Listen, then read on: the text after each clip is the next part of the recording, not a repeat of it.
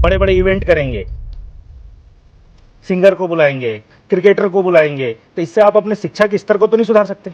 ठगा हुआ महसूस करता हूँ रुंगटा संस्थान में। मैंने जो इनको पैसा फीस पे किया है, मैं अपने आप को खुद ठगा महसूस करता हूँ।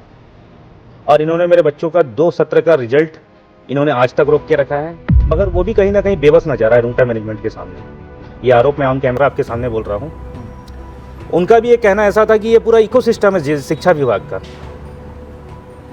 जो पूरा मैनेज है। कोई मैंने कल रात कोई आपकी न्यूज़ देखी है, कितनी नोटिस आपको मिल गई होगी और कितनी और आने वाली होगी। तो ये सिर्फ डरा और धमका सकते हैं, ये आम आदमी की आवाज़ दबा नहीं सकते हैं। इतने बड़े बड़े स्कूल बड़े बड़े अमीरों के द्वारा संचालित किए जाते हैं, पूरे सिस्टम को ये लोग अपने जेब में रखते हैं, चाहे वो प्रशासनिक अधिकारी हो, चाहे वो जनप्रतिनिधि हो। मैंने आपको जब 1 लाख दे दिया है तो 30,000 भी बियर कर दूंगा। अभी तो बच्चों का एग्जाम बचा है ना जी। और आप मेरे बच्चों को शिक्षा के हमारा देश का कानून बोलता है, शिक्षा के अधिकार के अधिनियम के तहत आप मेरे बच्चे की मार्कशीट रोक सकते हैं, एग्जाम में बैठने से वंचित नहीं कर सकते। इनके स्टाफ का कहना है कि हमारे डायरेक्टर साहब तो यहाँ के जनप्रतिनिधियों को अपने जेब में रखते हैं, 4-5 जनप्रतिनिधियों को, और सबको खाद पानी देने का काम करते हैं। कई बच्चों के बारे में तो मेरे को ये जानकारी है, बच्चों को इस हद तक प्रेरित किया गया है कि वो बच्चे सुसाइड अटेम्प्ट करने की कोशिश कर रहे थे। दिविजा इंटीरियो, भिलाई का ट्रस्टेड इंटीरियर डिजाइनिंग और मैन्युफैक्चरिंग स्टूडियो, जहां हर डिजाइन सिर्फ बनाया नहीं जाता बल्कि महसूस किया जाता है, और इसी सोच को हकीकत में बदल रहा है दिविजा इंटीरियो। भारत में शिक्षा देना एक सेवा का काम माना जाता है। सुप्रीम कोर्ट ने भी अपने एक फैसले में कहा था कि शिक्षा देना एक नोबल कॉज है, एक उदात्त कार्य है। लेकिन जैसा कि आप जानते हैं कि बाजारवाद अपने चरम पर है, पूंजीवाद की क्या अवस्था है। ऐसे में आप आए दिन इस तरह की भी खबरें देखते होंगे कि कैसे शिक्षा एक व्यवसाय बन चुका है, एक बिजनेस बन चुका है। कैसे इस बिजनेस के कारण जो बच्चों को पढ़ाने वाले पेरेंट्स हैं उनको किस तरह से परेशान किया जाता है। ताज़ा मामला रुंगटा पब्लिक स्कूल का है। इससे जुड़ी हुई कई खबरें हम आपको पहले दिखा चुके हैं। आज मेरे साथ एक पेरेंट्स मौजूद हैं, एक पिता मौजूद हैं जो पेशे से एक व्यवसायी हैं। इनके 2 बच्चे रुंगटा पब्लिक स्कूल में पढ़ा करते थे, लेकिन इनके साथ ऐसा क्या हुआ कि इन्होंने आखिर में तंग आकर के अपने दोनों बच्चों को उस स्कूल से निकाल दिया। कैसे इनको मानसिक रूप से प्रताड़ित किया गया, इनके बच्चों को भी परेशान किया गया, और कैसे सभी जो जिला शिक्षा अधिकारी हैं, कलेक्टर थी उस समय की तत्कालीन, इन सब से भी इन्होंने मदद की गुहार लगाई। कितनी मदद वहाँ से मिली, यानी कि सिस्टम से कितनी मदद मिली, सारी बातचीत करेंगे। मेरे साथ पेरेंट्स मौजूद हैं। तो भैया पहले आप सबसे पहले ये बता दीजिए दर्शकों को कि आपके जो दोनों बच्चे हैं, कौन से सन में उन लोगों को आपने रुंगटा पब्लिक स्कूल में भर्ती कराया था और क्या चीज़ के कारण आपने उस स्कूल को चुना था? नमस्कार। नमस्कार। सत्र ये 2023-24 और 24-25, ये 2 वर्ष मेरे बच्चे रुंगटा पब्लिक स्कूल में अध्ययनरत रहे हैं। और रुंगटा पब्लिक स्कूल का चुनाव करना मेरे लिए ऐसा था कि मेरा बच्चा, जो बड़ा बेटा है मेरा, बिलियरी अट्रेसिया नामक एक बीमारी से ग्रसित है। WHO का ऐसा कहना है कि वर्ल्ड में 1 करोड़ बच्चे होने के बाद 1 बच्चे ऐसे होते हैं जिनको एहतियात के तौर पे इन्फेक्शन का बहुत खतरा रहता है, जिनको उस माहौल में रहने एयर कंडीशन की ज़रूरत होती है और इन्फेक्शन से हमेशा निरंतर बचाना रहता है। इस वजह से मैंने रुंगटा पब्लिक स्कूल का चुनाव किया, जो मेरे बच्चे के लिए उपयुक्त था। तो ऐसा क्या देखा था आपने रुंगटा पब्लिक स्कूल में? रुंगटा पब्लिक स्कूल में मेरे को धीरे धीरे चीज़ें समझ में आई। एडमिशन के समय इनकी करनी और कथनी में बहुत फ़र्क है। ये आपको एक अच्छी पेंट्री दिखाएंगे, अच्छा किचन दिखाएंगे, अच्छी क्लासरूम दिखाएंगे, एक डेस्क में 1 बच्चा बैठेगा, ऐसा माहौल बताएंगे ये, मगर उसके बाद धीरे धीरे चीज़ें मेरे संज्ञान में आती रहीं। अच्छा, आपके बच्चे को क्योंकि इन्फेक्शन का खतरा है, एहतियात बरतना है, इसी कारण आपने इन सब बातों को देखकर पसंद किया उस स्कूल को कि एक डेस्क में 1 बच्चा बैठेगा, एयर कंडीशन रूम है जी। इस चक्कर में आपने उसे पसंद किया। उसके बाद क्या हुआ? उसमें मेरा एक निर्णय गलत हुआ, तो मैंने इन सब अपने बच्चों के लिए एक पिता के हिसाब से वो सब चीज़ें सही थी, वो मेरा निर्णय सही था, मगर मैंने एक दूसरे पक्ष को नहीं देखा कि इनकी शिक्षा में मेरे को जो महसूस हुआ कि ये जो ठगा, आज भी मैं ठगा महसूस करता हूँ। मैं इतनी फीस पे करता हूँ, मैं अपने बच्चों में वो इम्प्रूवमेंट नहीं देख पा रहा था पढ़ाई के मामले में। मैं आप ही से एक बात सवाल करता हूँ, आप अच्छी पेंट्री, अच्छी कैंटीन, साफ़ सफाई, अच्छी बात है, रहना चाहिए। उसके बाद आप बड़े बड़े इवेंट करेंगे, सिंगर को बुलाएंगे, क्रिकेटर को बुलाएंगे, तो इससे आप अपने शिक्षा के स्तर को तो नहीं सुधार सकते। मैं गलत बोल रहा हूँ तो आप एक बात बताइए इस विषय पे। और इनका मैनेजमेंट के कई लोग हैं, जरूरत पड़ने पर साक्ष्य है मेरे पास जी। रिकॉर्डिंग है, मैं उनसे जो बातें हुई हैं, इनके स्टाफ का कहना है कि हमारे डायरेक्टर साहब तो यहाँ के जनप्रतिनिधियों को अपने जेब में रखते हैं, 4-5 जनप्रतिनिधियों को, और सबको खाद पानी देने का काम करते हैं। तो ये तो खैर अलग बात है, आपने अपने बच्चों को वहाँ एडमिशन कराया, आपके बच्चे वहाँ पढ़ने लगे, तो फिर दिक्कत प्रॉब्लम कहाँ से आपको शुरू हो रही फेस करना? मतलब ऐसा क्या हुआ कि आपने अपने बच्चों को वहाँ से फिर निकालना पड़ा, ऐसी नौबत आ गई, क्या प्रॉब्लम आई? मैं करीब, मेरे दोनों बच्चों की फ़ीस होती है करीब 1,30,32 हज़ार रुपये होती है, और मैं इनको 1 लाख रुपए करीब पे कर चुका था। ये फीस आप जो बता रहे हैं महीने की है, ईयरली है क्या? ये ईयरली है। ईयरली फीस है, ठीक है। दोनों बच्चों की मिला? दोनों बच्चों की करीबन 1,35 होगी। और अभी बच्चों का स्कूल चल ही रहा था, इसके पहले 23-24 में भी वो पढ़े हैं, 24-25 का सत्र वो कंटिन्यू था, एग्ज़ाम का वक्त था। भाई आप इतनी बड़ी संस्थान चला रहे हैं, समझ मुझे भी आता है, पैसे की ज़रूरत पड़ेगी, टीचरों को पेमेंट करनी रहती हैं, और भी बहुत सारे खर्चे रहते हैं, इन सब चीज़ों को मैं भी समझता हूँ। भाई आपने अपने लेट फीस ले रही है, वो भी मैं बियर करने को तैयार हूँ। मैंने आपको जब 1 लाख दे दिया है तो 30,000 भी बियर कर दूंगा। अभी तो बच्चों का एग्ज़ाम बचा है ना जी। और आप मेरे बच्चों को शिक्षा के हमारा देश का कानून बोलता है, शिक्षा के अधिकार के अधिनियम के तहत आप मेरे बच्चे की मार्कशीट रोक सकते हैं, एग्ज़ाम में बैठने से वंचित नहीं कर सकते हैं। अच्छा, कुल मिला के आपके बच्चों की फीस पेंडिंग थी 30,000 रुपये करीब, 30,000 रुपये करीब बकाया था। तो वो आपको मतलब परेशान करने लगे उस चीज़ के लिए, एग्ज़ाम देने से रोका गया? वो तो ऐसी बेइज्जती करते हैं, उनका मैनेजमेंट, इनको ऐसा लगता, ये सिर्फ एक पूरा एक सिस्टम, इनका एक इकोसिस्टम सेट है पूरे स्कूलों का। मैं एक अकेला नहीं हूँ, मैं तो बोल रहा हूँ कि ऐसे कई ज्वलंत उदाहरण निकलेंगे। कई बच्चों के बारे में तो मेरे को ये जानकारी, बच्चों को इस हद तक प्रेरित किया गया है कि वो बच्चे सुसाइड अटेम्प्ट करने की कोशिश कर रहे थे। ये क्या पैसे के दम पे ये संस्थान क्या है कि ये शिक्षा का ये माफिया है। तो जैसा कि ये बता रहे हैं, हमारे पास भी कई बच्चों की शिकायतें आई हैं, कुछ हमने आप तक पहुंचाया है, उनकी पहचान छुपा करके। कई ऐसे लोग हैं जो सामने नहीं आना चाहते और अपनी प्रॉब्लम नहीं बताना चाहते, लेकिन चूंकि इनके बच्चे अब उस स्कूल में नहीं पढ़ते हैं तो इन्होंने हिम्मत की है सामने आने की। जैसा कि आप बता रहे हैं कि स्टाफ इकोसिस्टम इस तरह का तैयार किया गया है कि लोगों को, बच्चों को परेशान किया जाता है। आप अपने केस के बारे में बताइए कि 1 लाख रुपए आप जमा कर चुके थे, फिर कैसे परेशान किया जा रहा था, कैसे एग्जाम देने को रोका गया आपके बच्चों को? मेरा जो बड़ा बच्चा जो मेडिकल इशू में है, उसका मैथ्स का एग्ज़ाम था, क्लास 3rd में था उस समय वो, और मैंने बच्चों को, मैं पिक एंड ड्रॉप स्वयं करता हूँ, तो मैंने बच्चों को जब स्कूल में सुबह एग्ज़ाम के समय लिए मैंने उनको ड्रॉप किया, तो मैनेजमेंट का कहना था कि भैया आपकी कुछ फीस पेंडिंग है, जिसको मैं निरंतर करीब 1 लाख रुपए करीब 4 दिन में पे किया था उनका। तो 30,000 रुपये बचा हुआ है, उसकी वजह से आप इसको एग्ज़ाम में बैठने हम नहीं देंगे। तो मतलब एक बार आप मैनेजमेंट से बात कीजिए, क्योंकि मैं भी कंफर्टेबल था भाई, जब मैंने 1 लाख पे कर दिया तो 30,000 रुपये के लिए बच्चों को बैठने के लिए क्यों मना करेंगे। तो उन्होंने बोला नहीं भैया बिल्कुल, मैं एक बार फिर से पुनः बात करता हूँ मैनेजमेंट से।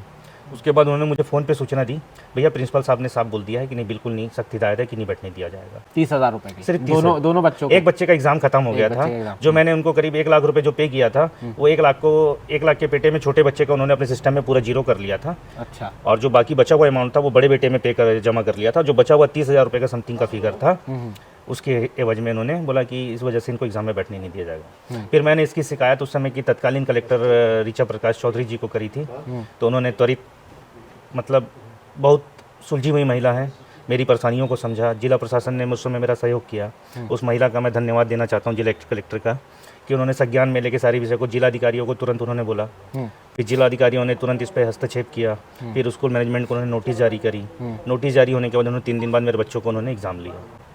उसके बाद मैंने निरंतर इस पर बहुत प्रयास किया, तो इन्होंने मुझे बहुत प्रताड़ित किया। आज की डेट में मेरे बच्चे दोनों इनसे बड़ी संस्थान में दोनों का दाखिला है, और मैं वहाँ दाखिला करा के बहुत संतुष्ट हूँ, और अपना व्यापार भी सुचारू रूप से कर रहा हूँ, और बच्चे भी अपने नियमित संयमित रूप से स्कूल जा रहे हैं। जब आपने कलेक्टर मैडम को, उस समय की जो तत्कालीन कलेक्टर थी, उनको कंप्लेन की, तो जो जिला शिक्षा अधिकारी हैं या जिनका मेन काम है जिले में शिक्षा की व्यवस्था को सुचारू रूप से चलाना, तो उनकी तरफ से आपको क्या अच्छी मदद मिली जिससे आप संतुष्ट हैं? क्या हुआ था? अभी के वर्तमान जो जिला शिक्षा अधिकारी हैं, उस समय भी वही पदस्थ थे, बड़े सुलझे और सरल व्यक्तित्व के धनी हैं वो, उनका भी मैं बहुत धन्यवाद देता हूँ। मगर वो भी कहीं ना कहीं बेबस नजर आ रहा है रुंगटा मैनेजमेंट के सामने। ये आरोप मैं ऑन कैमरा आपके सामने बोल रहा हूँ। उनका भी एक कहना ऐसा था कि ये पूरा इकोसिस्टम है शिक्षा विभाग का, जो पूरा मैनेज है, इनके खिलाफ कोई बोल नहीं सकता। मेरे पास तो उनकी रिकॉर्डिंग भी है, कॉल रिकॉर्डिंग भी है, वो वक्त पड़ने पे वो भी मैं आपको दे सकता हूँ कि जिला शिक्षा अधिकारी भी कितना बेबस और मजबूर थे। तो उस दिन फिर आपके बच्चे को एग्ज़ाम देने नहीं दिया गया? जी, उसके बाद क्या हुआ? एग्ज़ाम देने नहीं गया। उसके 2 दिन बाद इन्होंने जिला अधिकारी के हस्तक्षेप के बाद इन्होंने एग्ज़ाम लिया। फिर उन्होंने बच्चे इतना सब कुछ होने के बाद इन्होंने बच्चों का एग्ज़ाम लिया। मैंने 23-24 का मेरे बच्चों का फीस पूरा पे है।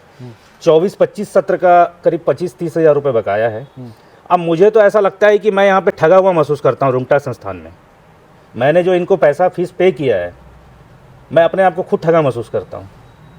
और इन्होंने मेरे बच्चों का 2 सत्र का रिजल्ट इन्होंने आज तक रोक के रखा है और टीसी तक रोक के रखी है। मैंने इनको आवेदन लिखित में दिया कि आप मेरा आवेदन ले लीजिए, तो इन्होंने आवेदन लेने से रिटर्न में ये कुछ भी देने को तैयार नहीं रहते हैं साहब। ये अपनी कलम कहीं नहीं फंसाएंगे, ये रिटर्न में आपको राइटिंग में कुछ नहीं देंगे। तो मेरे को मालूम था ये आगे यही करेंगे, तो मैंने इनको इनकी ऑफिशियल वेबसाइट पे जाके भी इनसे मैं अपनी टीसी की डिमांड करी है। या ये डिनाई नहीं कर सकते कि मैंने इनसे मांगा नहीं है। मैंने इसकी क्या कोई जवाब आया उनकी तरफ से? इनके तरफ से कोई रिप्लाई नहीं आया। ये पूरा स्कूल संस्थान, मेरे को तो एक चीज़ें समझ में नहीं आती है कि भिलाई नगर निगम रुंगटा संस्थान से करीब महज 2 या 3 किलोमीटर की दूरी में होगा। इनके स्कूल प्रांगण से हाई वोल्टेज लाइन गुजरती है। आए दिन वीआईपीओं का आना जाना लगा रहता है। इनको स्कूल की परमिशन किसने दी? इतनी बड़ी संस्थान चलाने की परमिशन किसने दी? ये मैंने इन पे आरोप भी लगाया था। जिला शिक्षा अधिकारी को बोला, उन्होंने कमेटी गठित करी, वो खानापूर्ति करके वो भी खत्म हो गई। इन्होंने वो दस्तावेज भी प्रस्तुत किया कि हमने जिसने उन्हें परमिशन दिया है। अपन 2 वक्त की 2 जून की रोटी के लिए लगे रहते हैं, कमाने खाने के लिए। इनके पीछे कहाँ जाए? मगर इन पर बारीकी से जाँच की जाए ना कि इनको उन्होंने उस वक्त पे किन्होंने परमिशन दिया था, वो अधिकारी भी ना पेंगे। ये क्या है, शहर के नामी लोग हैं, इनसे कोई भी उलझना नहीं चाहता। ये आपको भी मालूम होगा कि आप इनकी न्यूज़ बना रहे हैं और एक हिम्मत करके बना रहे हैं। आपको मैंने कल रात को ही आपकी न्यूज़ देखी है, कितनी नोटिस आपको मिल गई होगी और कितनी और आने वाली होगी। तो ये सिर्फ डरा और धमका सकते हैं, ये आम आदमी की आवाज़ दबा नहीं सकते हैं। हर आदमी अपने में लगा हुआ है, अपनी परेशानी में उलझा हुआ है, इसलिए इनके पीछे कोई जाता नहीं है। अभी आपके बच्चे दूसरे स्कूल में पढ़ रहे हैं जी, तो अभी आप कैसा महसूस करते हैं? और जो आपके बच्चों का रिजल्ट रोका गया है जी, 25-30 हज़ार रुपये की बात है, तो आप क्यों नहीं ये करते कि पैसा दे करके रिजल्ट लेने का क्यों नहीं सोच रहे हैं? अरे साहब, मैं तो सीधी सीधी बात बोल रहा हूँ। मैंने 23-24 और 24-25 2 सत्र में मेरे बच्चे वहाँ रुंगटा पब्लिक स्कूल में पढ़े हैं। मैं तो अपने आप को ये महसूस कर रहा हूँ कि मैं खुद ठगा हुआ महसूस हो रहा है। और इन्होंने मेरे बच्चे को करीब 4 घंटे तक रिसेप्शन में बैठा के रखा, जिन चीज़ों को देख के मैंने इनके स्कूलों में दाखिला लिया था। उस बच्चे के मन मस्तिष्क में क्या, दिमाग में क्या गया होगा? एग्ज़ाम वाले दिन की बात? एग्ज़ाम की बात है। या उसके बच्चे ये क्योंकि उनके दिमाग से अरेस्ट कर सकते हैं क्या? उस बच्चे के दिमाग से जो इंसिडेंट उस दिन हुआ, या इनके जिम्मेदार आदमी थे, उनका बर्ताव कैसा था? आज ये पल्ला झाड़ लेंगे कि हम, इन्होंने जवाब भी रिटर्न में दिया है, ओरल में भी बोला है जिला शिक्षा विभाग में कि इन्होंने ज़बरदस्ती वहाँ पे बैठा था, हमने एग्जाम से इनको वंचित कहाँ किया? क्या मैंने एग्जाम कहीं मैं ज़बरदस्ती इतना प्रोपेगेंडा करता? क्या उस समय की तत्कालीन कलेक्टर, जिला कलेक्टर को इन चीज़ों की सूचना देता? या उनके हस्तक्षेप के बाद इन्होंने एग्जाम पे बैठने दिया? सारी चीज़ों को एक दूसरे से कड़ियों को जोड़िए ना, आप मिलाइए। इस पर सूक्ष्मता से जांच क्यों नहीं हुई? ये सब के सब मिले हुए हैं। सीधी सी बात है, अगर आपके बच्चे को एग्जाम में बैठने दिया जाता तो उसी दिन आपका बच्चा एग्जाम दे देता। इतनी बातें नहीं होती। चाहेगा कि उसका अरे मैं तो मानता हूँ मेरी लायबिलिटी है 30,000 रुपये देने की। मैं आपसे मार्कशीट ले लिया है, मार्कशीट तो आपने मेरे को अभी तक आज तक नहीं दिया है। उस समय आप मेरे से डिमांड कर सकते थे कि जो आपका बचा हुआ अमाउंट है क्लियर करिए, कीजिए। ये मेरे को मालूम है इस खबर के बाद या कल की डेट में ये एक ही चीज़ बोलेंगे कि इनका बकाया पैसा है, इनको बकाया पैसा दिया जाए, हम इतनी बड़ी संस्थान चला रहे हैं। तो साहब, मैं आपसे आपके माध्यम से सिर्फ एक ही चीज़ बोलना चाहता हूँ, मैंने जो ये 2 सत्र के पैसे दिए हैं और जो मेरे अपने बच्चों में जो इनपुट चाहिए मुझे आज तक नहीं मिला है। आज मैं इनसे मैं फिर से पुनः बोल रहा हूँ, इनसे बड़ी संस्थान में मेरे बच्चे पढ़ रहे हैं, फीस का कोई इशू नहीं है। कहीं मैं ऑफर नहीं कर सकता तो इनसे निकाल के इनकी निजी संस्थान में मैं दाखिला करवाता अपने बच्चों का। आज मैं अपना व्यापार भी सुचारू रूप से कर रहा हूं और तनाव मुक्त हूं, और मेरे बच्चों में पिछले 10 महीने में वो फर्क भी दिख रहा है, शिक्षा की गुणवत्ता का। हाँ, आप पैसे के दम पे आप वर्ल्ड इंडिया की रैंकिंग हासिल कर सकते हो, शिक्षा का स्तर नहीं सुधार सकते। तो ये हमारे साथ एक पेरेंट्स थे जिन 2 बच्चे पिछले 2 सत्रों में रुंगटा पब्लिक स्कूल में पढ़ रहे थे, इनको फीस को लेकर के परेशान किया गया, जैसा कि इनका कहना है कि ये फीस लगातार दे ही रहे थे, तभी भी उनके द्वारा बच्चे को एग्ज़ाम देने से रोका गया। और उसके बाद जब कलेक्टर मैडम से शिकायत की, उस समय की जो तत्कालीन कलेक्टर थी, जिला शिक्षा अधिकारी के पास गए, तब कहीं जाकर के बाद में इनके बच्चे का एग्ज़ाम लिया गया। वर्तमान में इनके बच्चे उस स्कूल में नहीं पढ़ रहे हैं, लेकिन सवाल ये है कि इतने बड़े बड़े स्कूल बड़े बड़े अमीरों के द्वारा संचालित किए जाते हैं, पूरे सिस्टम को ये लोग अपने जेब में रखते हैं, चाहे वो प्रशासनिक अधिकारी हों, चाहे वो जनप्रतिनिधि हों, और अपना काम करते हैं। इनका काम शिक्षा देना या सेवा करना नहीं रह जाता, सीधा और सीधा व्यापार करना रह जाता है। आप इस पूरे मामले पर क्या सोचते हैं? ऐसे कई और लोग भी हैं हमारे साथ, जो कुछ लोग सामने आना चाहते हैं, कुछ लोग सामने नहीं आना चाहते। हम लगातार रुंगटा पब्लिक स्कूल से जुड़ी हुई खबरें आप तक पहुंचा रहे हैं, कैसे लोग परेशान हो रहे हैं वह आपको दिखा रहे हैं। आप इस पूरे मामले को लेकर के क्या सोचते हैं? अपनी राय कमेंट बॉक्स में ज़रूर लिखिए, और अन्य खबरों के लिए आप भारतीय मीडिया नेटवर्क को सब्सक्राइब करें।